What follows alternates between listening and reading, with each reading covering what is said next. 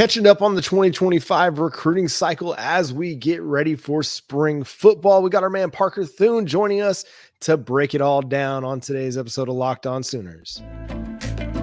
You are Locked On Sooners, your daily podcast on the Oklahoma Sooners, part of the Locked On Podcast Network, your team every day.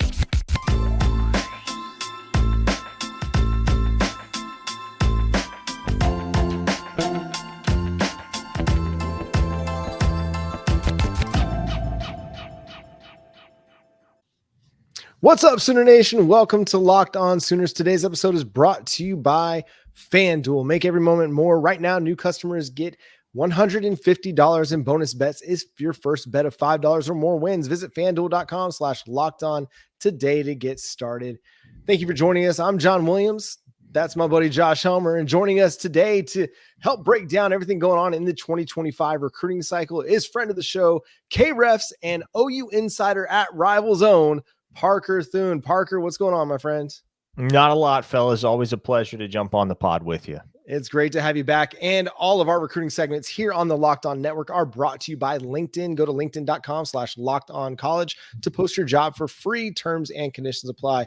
And Parker, let's start here. The 2025 class is already off to a rocketed start, especially compared to what we saw in 2024, where we didn't get that first commitment until late March, like 9 months ahead of early signing period. Well, we're sitting here with 10 commitments. It's not even February 16th yet.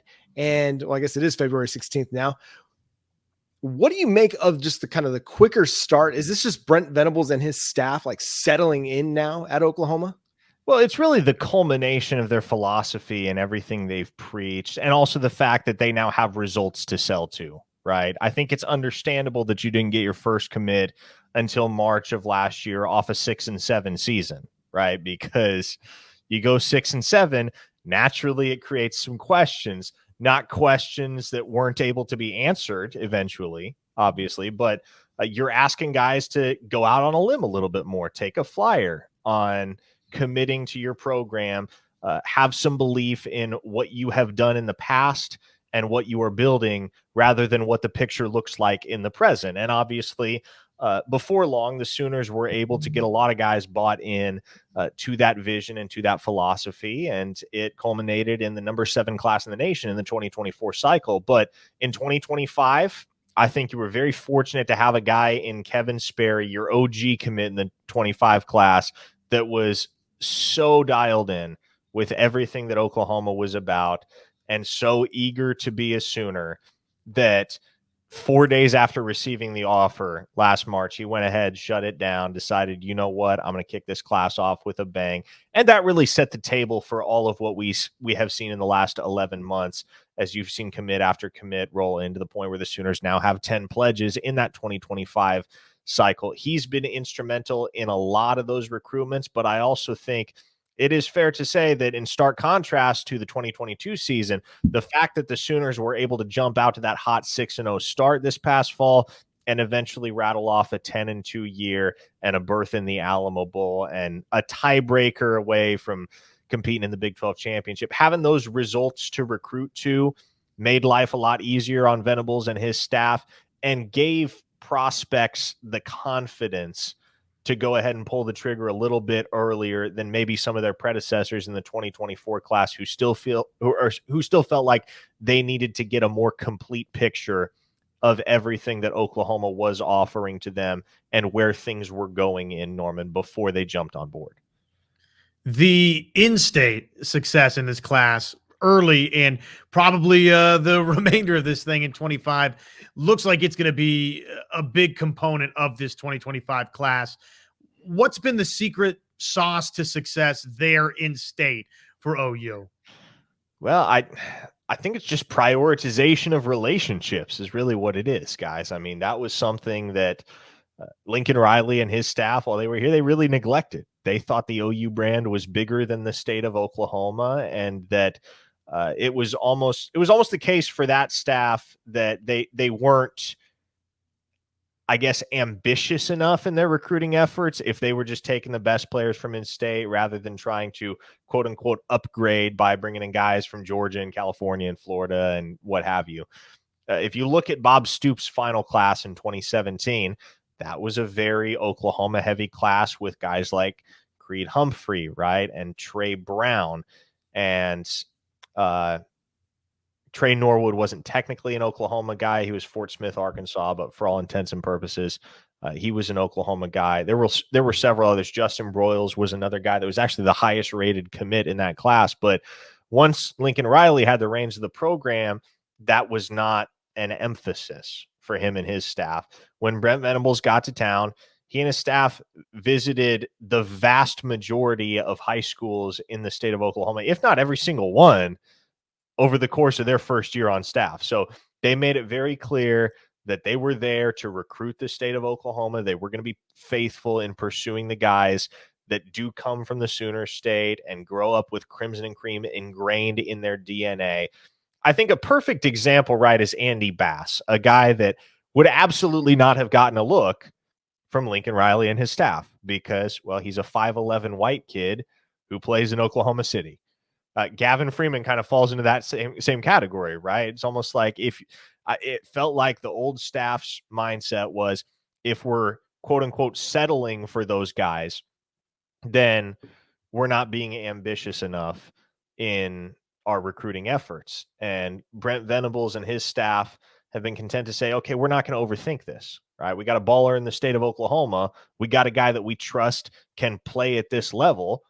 We're going to go make sure that we get him on the roster, whether that's on scholarship or with an NIL incentivized PWO opportunity like they did for Andy Bass, which was very unique and very wise. And in the 2025 class, yeah, you've got 6 of the top 10 players in the state already locked in.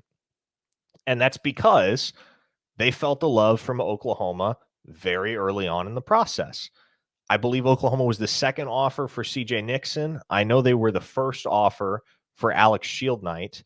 Kevin Sperry is an import, I suppose, so maybe put an asterisk next to that one. But they were the third offer for Trinae Washington. I want to say they were 4th or 5th for Marcus James, but they were early to the table, if not first to the table with all those guys.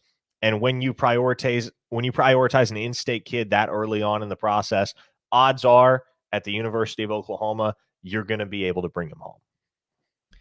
Yeah, that early recruiting, that having the success and then being able to translate that out on the recruiting trail, it's paying dividends, and it's going to continue to pay dividends in the state. You mentioned CJ Nixon. That's one that seemingly Oklahoma is in a great spot for. What's kind of special about him? I mean, he's right now currently rated the top player in the state of Oklahoma. He's going to continue to get offers from across the country because he's just a freak athlete. But what's special about him, and why does that Oklahoma relationship matter so much right now in his recruitment?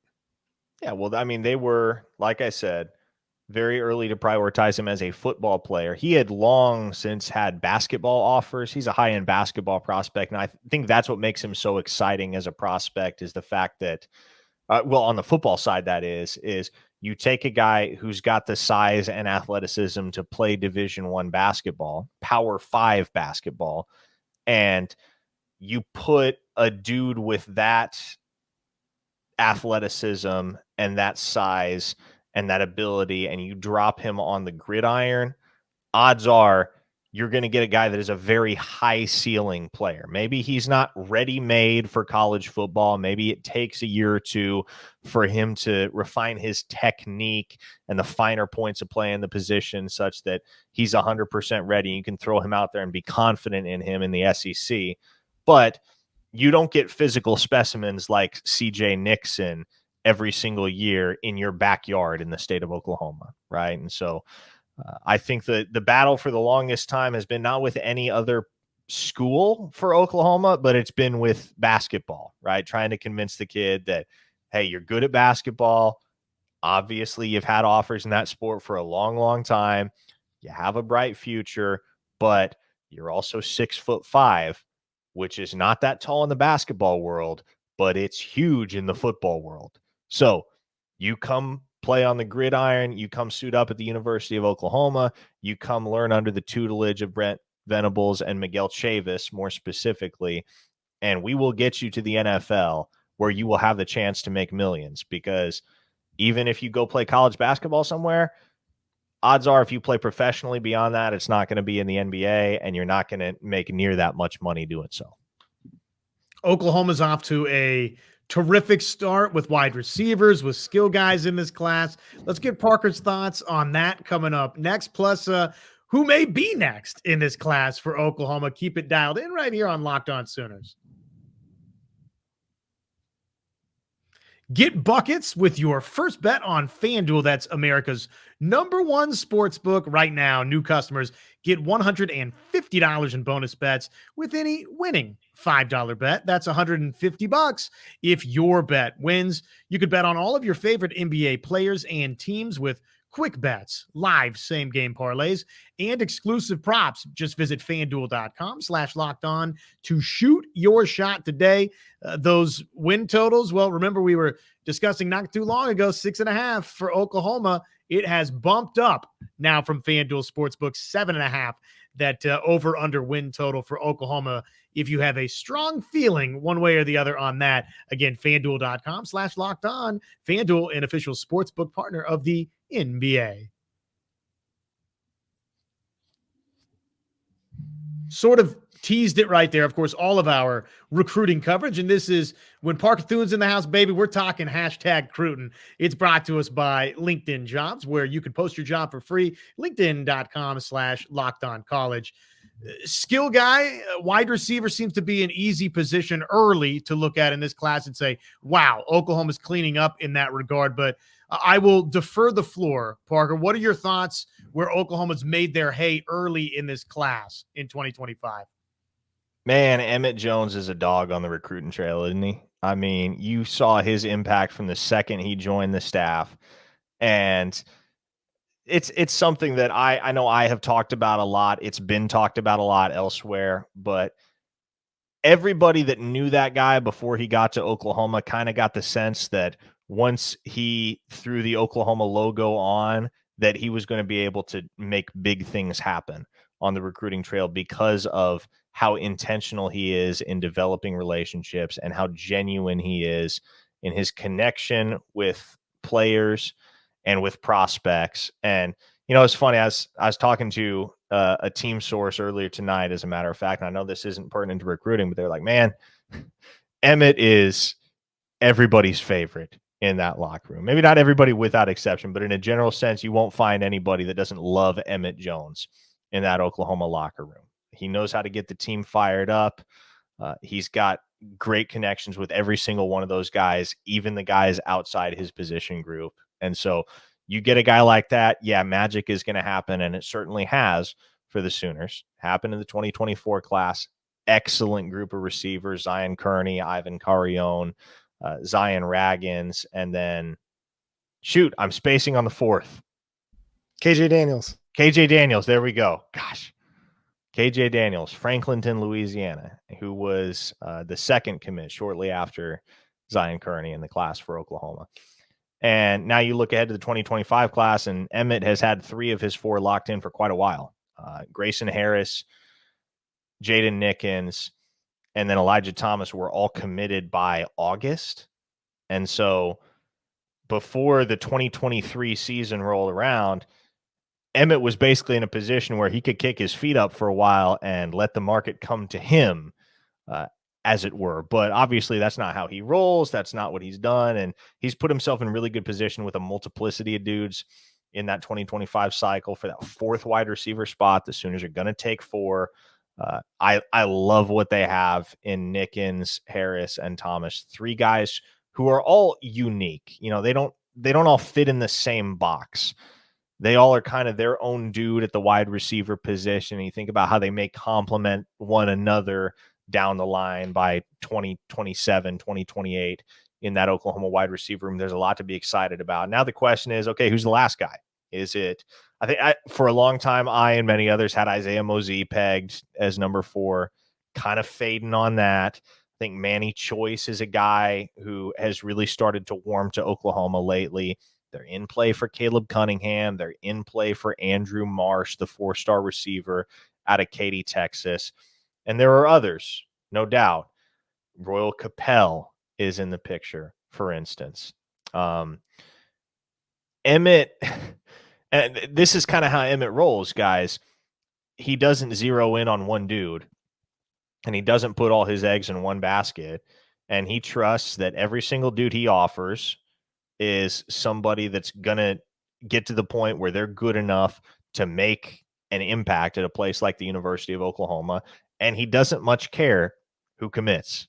He doesn't much care who's ready to lock in with him before, like he's not waiting on one singular guy before he welcomes somebody else into the fold. No, if any one of those dudes that I mentioned calls up Emmett Jones and says, hey, I want to be the fourth wide receiver in your class for 2025 at the University of Oklahoma, Emmett's not telling him no. I can tell you that much. He trusts his evals, doesn't really have a hierarchy as to who he wants one over the other. Like I said, the way he sees it, the guys he offers, they're all good enough. And he's content and he's comfortable taking any and all of them. So it'll be interesting to see how that plays out. I would say Manny Choice is probably the guy that I would figure right now has the highest odds of being number 4 at Oklahoma.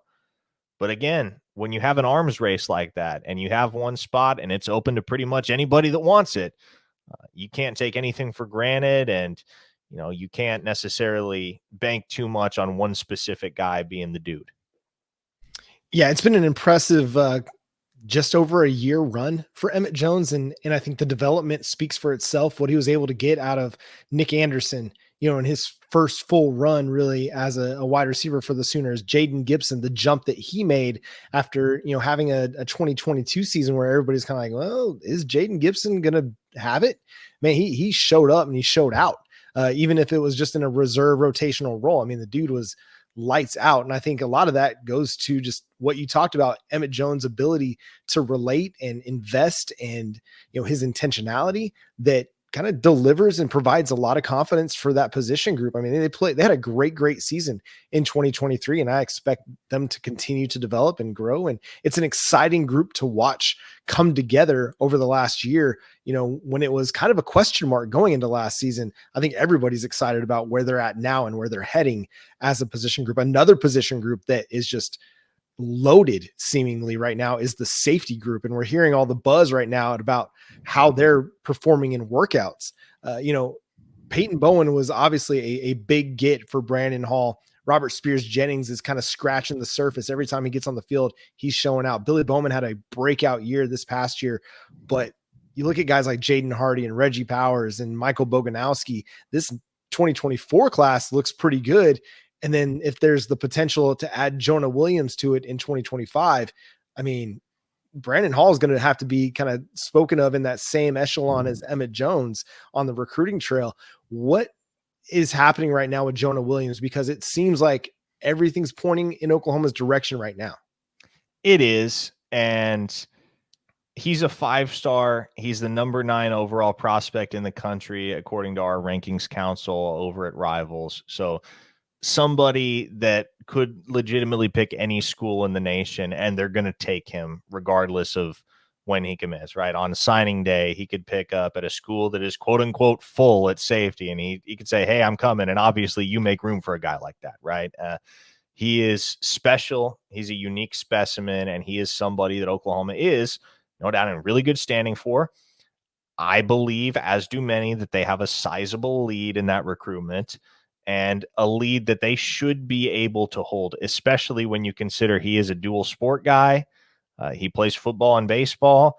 And as far as I'm aware, Skip Johnson is batting 1,000 when he gets the chance to sit down with a dual sport guy on his official visit. So you get Jonah Williams in front of Skip Johnson, you can pretty much lock that one up. But all in all, man, you said it. Brandon Hall he's created some first world problems for himself in this 2025 class, because not only are they in great standing with Jonah Williams, but they're in great standing with Amarian Robinson and with Marcus Wimberly, 2 outstanding safeties from the state of Arkansas as well.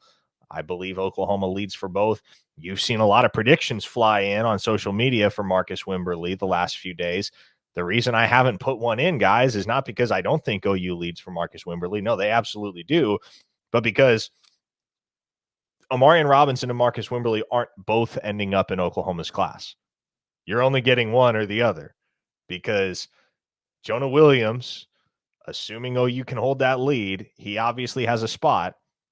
And I think regardless of whether Jonah Williams ends up a Sooner or not, Oklahoma's only taking one other safety, unless they can move some stuff around, unless they have an unexpected departure. There's just a ton of depth and a ton of talent in that safety room, to the point where, yeah, Omarion Robinson and Marcus Wimberly are both talented, but at a certain point, you have critical mass that could be better allocated elsewhere in terms of the scholarships that you have committed to the safety room. And so that's why I believe for now, it's either Omarion Robinson or it's Marcus Wimberly. Omarion Robinson is going to be back on campus March 9th. Wimberly will be back on campus April 9th. So obviously it stands to reason Robinson's going to have the earlier opportunity to lock in with Oklahoma.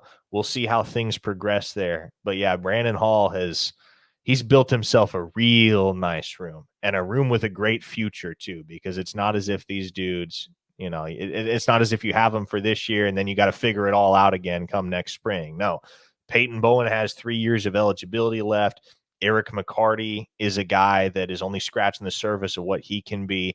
Jaden Hardy and Michael Boganowski, Reggie Powers, Michael Patterson McDonald, all those guys have potential through the roof. Robert Spears Jennings has 2 years left to play. Man, he's got pieces on pieces on pieces in that safety room. Jonah Williams is somebody for me, and this is true of a lot of these high school recruits that we follow and cover. You toss on the huddle tape, and it's got some big time wow to it, right? Mm-hmm. But look, that's true of a lot of huddle tape. Now, Jonah Williams' wow might be a little bit different than others' wow on tape. And I'm curious because, look, huddle tape is one thing, but getting out like you do, Parker, and seeing these guys in person is a different story, right? There's a different layer of wow there. So who has the wow for Oklahoma already in this class? Let's discuss next on Locked On Sooners. If you're looking for last-minute tickets and the best prices, you got to go to GameTime. Download the app in your app store or the Google Play Store, or you can go to gametime.co to check out the best last-minute tickets, flash deals, and zone deals. It's easy to find and buy tickets for every kind of event in your area. I mean, the Oklahoma City Thunder right now, the number 2 team in the Western Conference. If you want to go to that game next week against LA, I mean, there's some great deals available. $19 to sit in the upper deck. You want to get into a lower bowl, $164. I mean, there are some great prices available for you over at GameTime. So go download the app, use our promo code Locked On to get $20 off your first purchase. Download GameTime today. Last minute tickets, lowest price guaranteed over at GameTime. So want to know who's that wow guy in this class for Oklahoma. But real quick, though, Parker, Jonah Williams, right, wrong? What do you see from him? I know we talked a little bit about him, but to me, that was one of those guys that even flipping on the huddle tape, it looks a little bit different than other guys. What have you seen from Jonah Williams? I love the Jonah Williams story, man, because back before anybody knew who he was, he showed up after his sophomore year to the All-American Combine in San Antonio, and I happen to know his trainer. I've known him for several years, and I show up, and his trainer notices me on the sideline, waves me over, and said, "Hey, trust me, I got one guy here that you're going to want to see." And I haven't laid eyes on him yet, but he had taken a clip from an earlier rep before I'd gotten there of Jonah Williams just ball hawking an interception that, I mean, nobody had any business making the play on the ball that he did, from the closing speed to the vertical to be able to go and get the ball. Like it was a 5-star play. And I watched this clip and I said, holy smokes, does he have any offers yet? And he goes, no offers, but he will. I said, yeah, he will. And so Brandon Drum and I went over. Jonah was actually wearing OU gloves that day, snapped a couple pictures of him, got his recruiting profile set up.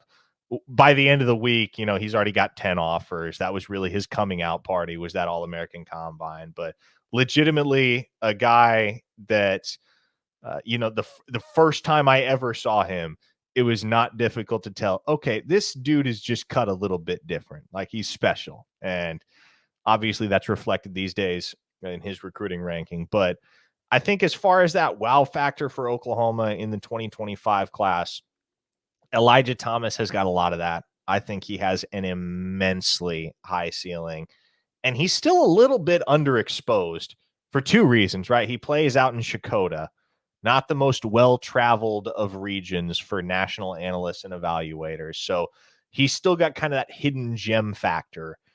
And also he committed early, right? And so you're generally, when a kid commits early like that, there's not as much interest from those folks that don't necessarily have a team affiliation to go and watch a guy like that. Well, because he's not actively being recruited by anybody. He's got his school. He's locked in with his school. And I think for those reasons, Elijah Thomas is a guy that has flown under the radar a little bit more than he should. He's a top 150 player in the nation. Even so, I think he's a little bit underrated. I think he ends up a top 100 guy. Very, very high on him. And I'll cite two others that I think could be big movers before the end of the cycle in the 2025 class. Kamari Moore up at least Summit North. Not that physically impressive in terms of his stature. He's only about 6 feet, 6'1". But man, you want to talk about a motor that runs non-stop. That dude has it. He is disruptive. He is a weight room warrior. Had a ton of bad weight his freshman and sophomore year that he did an outstanding job of trimming off, the point where he is a chiseled, muscular, dense 295 pounds. And he is hell for anybody to try and block at the high school level. And I'm inclined to believe that he will be so once again when he gets to the collegiate level. I think that's a 4-star dude. And I think another 4-star dude is Owen Hollenbeck, Oklahoma's first offensive line commit of the cycle. Won MVP honors at the next level D1 camp down in Dallas a few weeks ago, which is a pretty big deal. I'm not talking O-line MVP honors. No, overall MVP honors. 6'4", 340 pounds. And 340 pounds sounds like a lot. Believe me, it's good weight. He's strong as an ox, immovable. Whether he plays guard or center at Oklahoma, I think he is somebody that does end up becoming a multi-year starter for Bill Bedenbaugh. And I think he is certainly in consideration for top 200, top 250 honors by the end of the recruiting cycle. Let's stick with the offensive line because, I mean, there's a lot of top targets that Oklahoma is in pursuit of. You got Owen Hollenbeck, who's a riser, Ryan Foje, who's also a riser. I mean, he jumped from 3 to 4 pretty quickly after he committed to Oklahoma. People was like, oh, okay, this dude can play a little bit. But I mean, the Michael Fasusi, you know, there's a lot of big names that Oklahoma is still pursuing. I feel like what's going on with Bill Bedenbaugh recruiting, that's all kind of getting washed away over the last couple months. And by the end of the 2025 cycle, is it possible that everybody kind of goes back and like, oh yeah, Bill Bedenbaugh can recruit a little bit? I mean, has that ever truly been a question? I mean, I know people have asked. Not truly. Like, it's put out there. Like nobody with a platform has taken Bill Bedenbaugh to task. Nobody who actually looks at the facts and looks at the statistics and looks at the resume has taken Bill Bedenbaugh to task. If you just like objectively glimpse at what Bill Bedenbaugh has done, there's no question that guy can recruit. Now, does that necessarily always manifest in top of the line rankings among his group cycle to cycle? Not necessarily, but I think when you're mindful of the guys that Bedenbaugh has turned into NFL dudes, i.e. Ben Powers, who was a 2-star JUCO guy, Cody Ford was a 3-star, Orlando Brown was a 3-star. Offensive line is such a hard position to evaluate coming out of high school. And anybody will tell you this. Anybody will tell you offensive line is the hardest position to evaluate. And so just because Bill Bedenbaugh is signing a bunch of 3-star or low 4-star dudes doesn't mean they aren't really good players. All it may indicate is that, okay, there's a lot left to be determined. This kid's kind of a blank slate, and that's the way it is for many offensive line prospects, right? I would say you get 2 to 3 a year that are can't miss dudes where you can conclude without a shadow of a doubt, okay, this dude's going to go make stuff happen at the collegiate level. I think Michael Fasusi is one of those guys in the 2025 class. But in Ryan Foje, for instance, I don't know where he ends up ranked at the end of the cycle. What I do know is Bill Bedenbaugh doesn't take his commitment on the 4th of February if he's not 100% convinced that that dude can be an NFL player one day. And when Bedenbaugh has put as many guys in the NFL as he has, I mean, he's responsible for Oklahoma's only 3 NFL combine invites this year. I'm going to give that guy the benefit of the doubt when it comes to evaluation. Last question from me, Parker. Appreciate your time as always. Everybody, go check out OU Insider. If you're not signed up, what the heck are you doing? Go to Rivals and sign up today. Parker, a couple of junior days recently, and I know we're backtracking a bit here. What was sort of a couple of the key pieces of buzz coming out of that? And do we expect any commitment news in the near future, perhaps in relation to said junior days? I think it'll be a quiet month of February, guys. I was surprised, as was many, when Ryan Foje committed. Not that it was unforeseen, but I don't think anybody anticipated that he was operating on that quick of a timetable. What I had heard during the day over the course of that junior day was, okay, like we feel like we lead, going to get him back for an OV, and this is one that we should be able to wrap up. And lo and behold, the next day he's committed. So that one happened ahead of schedule, which you'll take if you're an OU fan, by all means. But I think it'll be a quiet month of February. It is a dead period, which opens back up in March. At that point, some of these guys, like Amarian Robinson, for instance, like I mentioned, will get back to campus and watch spring practice and kind of get a sense of what the experience of playing football at Oklahoma entails. I think you can expect that by March, you're seeing commitments roll in again. And that may not be exclusive to the 2025 class. OU's in really strong standing with several 2026 guys early in the process. But as for the rest of this month, I don't imagine there will be a whole lot happening. The buzz coming out of junior day is pretty well reflected in all of the predictions that flew in for Jonah Williams, right? That was the big thing coming out of the Sooners 2 junior days is, okay, they've really solidified themselves as the leader in the clubhouse for Jonah Williams. And so, yeah, that's what you're keeping an eye on. That's what you're monitoring more so than anything else as spring arrives for Oklahoma. Parker, thanks so much for joining us, being a part of the show. Go subscribe to OU Insider at Rivals to get all that insider info from Parker and Brandon, and follow the 2025 recruiting class as well. And check out their show, the OU Insider Show, throughout the week. They got some great hosts over there doing different shows as well. A lot of great football talk for Sooner Nation, man. We are a blessed fan base with all these fantastic analysts across the board. Follow Parker on Twitter at Parker Thune as well. Check him out. Are you still with Steelman and Thune at noon? That is correct. 12 to 2 every weekday. You can check him out. Don't let him forget this either. You can check him out from 2 to 3 too. My man stays busy with Locked In with Tyler McComas. So there you go. You got 3 hours of Parker Thune on the KRF Sports app. So go check that out as well. Follow Josh on Twitter at JoshOnRef, myself at John9Williams. And you can hear Josh from 9 to noon on the KRF Sports app. So if you don't have the KRF Sports app downloaded on your phone, you're also missing out on a lot of great Oklahoma coverage as well. Check me out over at Sooners Wire as well for more written content. But until next time, he's Parker, he's Josh, I'm John. Boomer Sooner.